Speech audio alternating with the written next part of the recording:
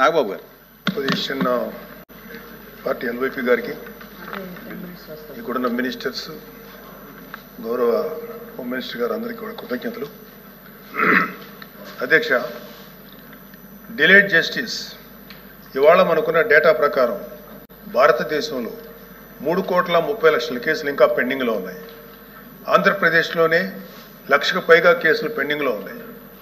District కోర్ట్స్లో, subordinate కోర్ట్స్లో 75% కేసులు సంవత్సరానికి పైగా, అలాగే 30% కేసులు 3 ఏళ్లకు పైగా సాగుతూనే ఉన్నాయి. దీన్ని కేవలం mere డేటా కింద మనం చూడలేము అధ్యక్ష. ఎందుకంటే ఏ వ్యక్తి తప్పు చేయకపోయినా అన్యాయంగా కేసులు పెట్టబడి తనకి న్యాయం చేయమని కోర్టు మెట్లు ఎక్కినప్పుడు అతనికి సరైన సమయానికి న్యాయం అందించలేకపోతే అతన్ని మనం విక్టిమైజ్ చేస్తున్నాడు.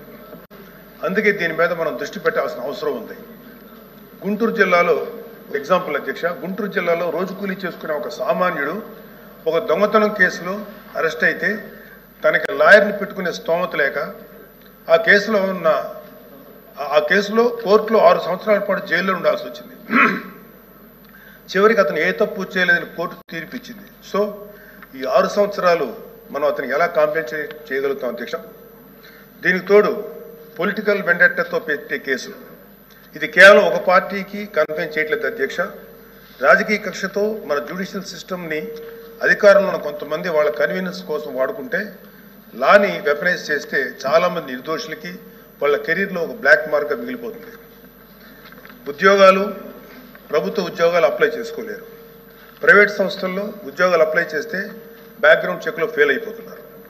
పాస్పోర్ట్ సీజ్ చేసినప్పుడు పాస్పోర్ట్లు కనుక సీజ్ చేసే పరిస్థితుల్లో అక్కడ కూడా వాళ్ళని హోల్డ్లో పెట్టేస్తారు.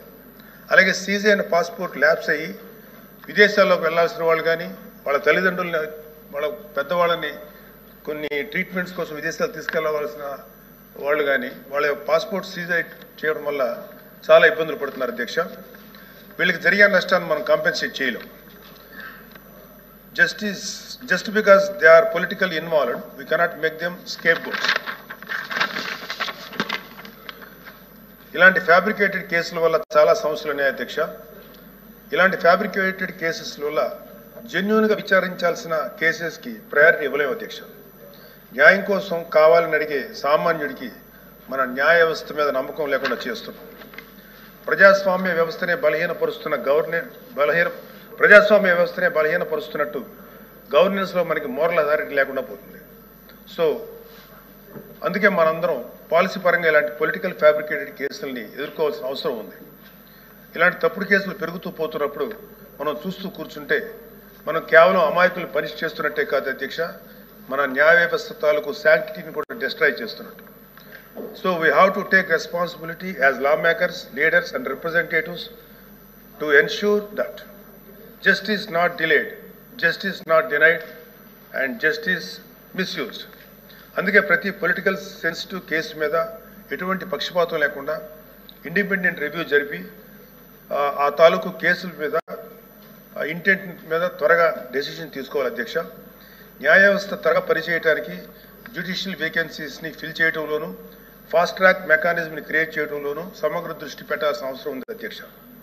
ఇవి ఏవి కూడా లగ్జరీస్ కాదు, నెసెసిటీస్ అధ్యక్ష. So what I want to end with a powerful quote by doctor B R Ambedkar. However good a constitution may be, it is sure to turn out bad because those who are called to work, it happened to be a bad law.